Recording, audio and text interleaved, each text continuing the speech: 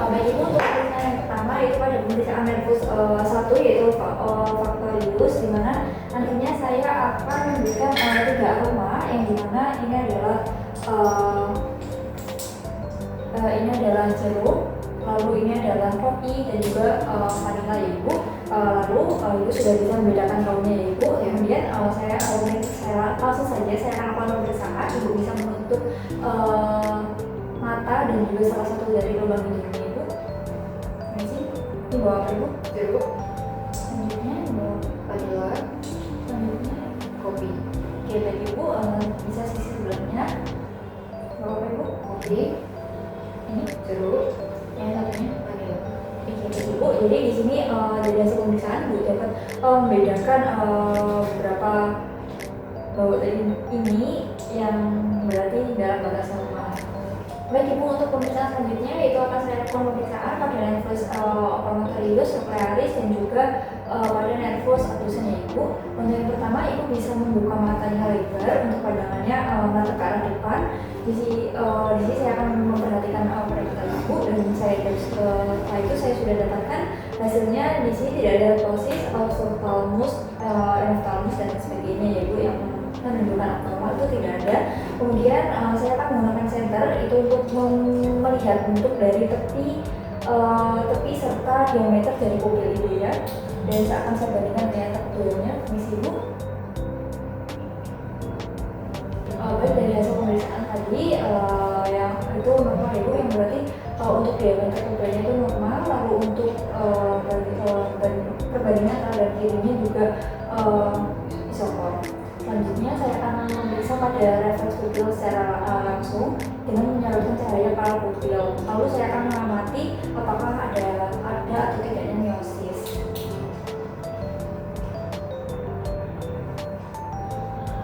Baik, untuk miosis di sini saya tidak dapatkan ya ibu. Lalu untuk pelebaran pupil ketika cahayanya dialihkan itu juga tidak ada. Selanjutnya saya akan melakukan pemeriksaan pada refleks pupil secara langsung atau konvensional, ya, di mana saya akan mengamati perubahan diameter dari pupil ibu yang tidak disorot cahaya ketika matanya itu mendapatkan sorotan cahaya langsung.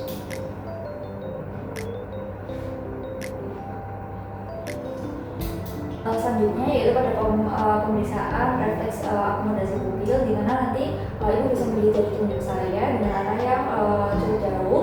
Kemudian saya akan dekatkan sampai dengan dekat dengan pupil ya. Oke baik, di pemeriksaan tadi setelah saya amati itu tidak ada refleks akomodasi yang dan jika positif itu terlihat pupil itu miosis ya ibu. Kemudian saya akan melakukan pemeriksaan gerakan bola mata. Di sini ibu bisa mengikuti gerakan dari jari saya ya ibu.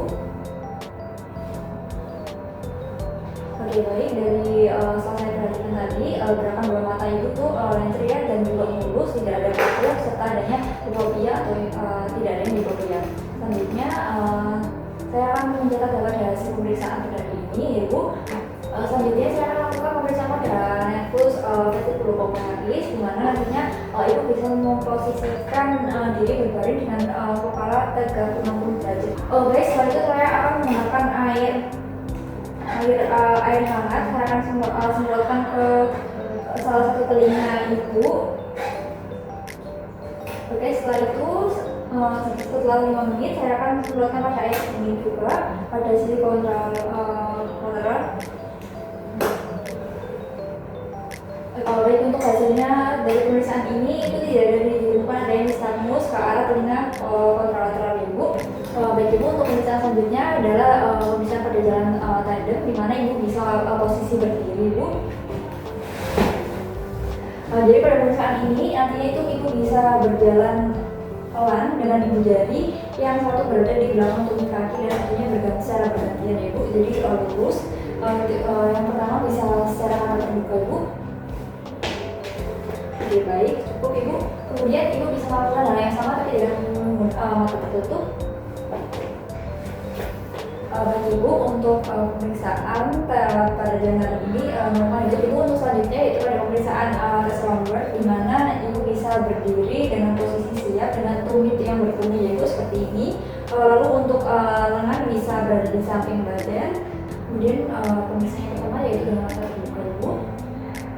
Oke, baik, untuk selanjutnya itu bisa menutup mata. Oke, baik, cukup Ibu. Jadi dimana saya telah memperhatikan seperti itu tadi. Jadi tidak terhuyung atau cenderung jatuh ke salah satu posisi Ibu saat menutup mata.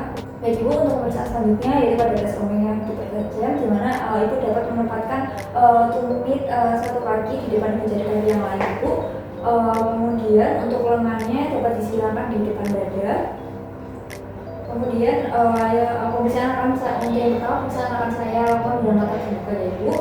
Yang selanjutnya Ibu bisa menutup matanya Ibu. Oke, baik, sudah cukup Ibu. Di sini saya tidak dapatkan adanya terhuyung ataupun jatuh ke salah satu sisi ya Ibu. Jadi untuk pemeriksaan selanjutnya Ibu dapat duduk kembali Ibu. Oke, baik, untuk pemeriksaan selanjutnya yaitu pada pharyngeal pneumonon, di mana Ibu nantinya bisa membuka mulutnya dengan menggunakan A. Oke, baik. Di sini saya akan sudah memperhatikan pada palatum molo, uvula, dan arcus faring itu simetris ya Ibu. Kemudian saya akan melakukan pemeriksaan pada refleks faring atau refleks muntah, di mana nantinya Ibu bisa membuka mulutnya. Lalu saya akan langsung pada pangkal lidah dengan menggunakan tong spatel. Oke, baik Ibu, jadi untuk pada refleks muntahnya ini negatif ya Ibu. Kemudian Ibu bisa mengucapkan kata-kata yang seperti bisa mengikuti saya ya Ibu, mama, aha, gaga. Oke, baik, jadi pada hasil pemeriksaan keseluruhan dalam batas normal ya Ibu. Kemudian saya akan melakukan pada pemeriksaan refleks aksesorius. Pemeriksaan yang pertama yaitu pada musculus sternocleidomastoideus, mana Ibu bisa menoleh ke salah satu sisi. Kemudian Ibu baru bisa menahannya. Oke, baik, di salah satu sisinya. Oke, baik Ibu, di mana saya telah membandingkan untuk kedua kekuatan otot kanan kiri tadi normal ya Ibu. Selanjutnya saya akan melakukan pemeriksaan pada nervus hypoglossus, di mana nantinya Ibu bisa membuka mulutnya. Kalau tidak ada atrofi lidah, vaskularisasinya juga normal ataupun defisiensi lidah saya tidak temukan ya Ibu. Kemudian Ibu bisa menjulurkan lidah. Oke, dari hasil tersebut itu tidak saya temukan juga adanya deviasi. Oke, selanjutnya Ibu bisa menekan daerah bukal dan juga kanan kiri dengan lidahnya seperti ini Bu. Oke, ini Ibu satunya. Oke, baik. Jadi pada pemeriksaan tersebut normal ya Ibu. Jadi untuk semua rangkaian pemeriksaan sudah selesai Ibu, yang semua dari awal pemeriksaan sampai dengan akhir semuanya berada dalam batas normal. Kemudian saya akan membereskan alat dan bahan yang telah digunakan tadinya dan mencuci tangan sebelum mengakhiri pemeriksaan Ibu. Sebelum itu apakah ada ditanyakan? Terima kasih Bu.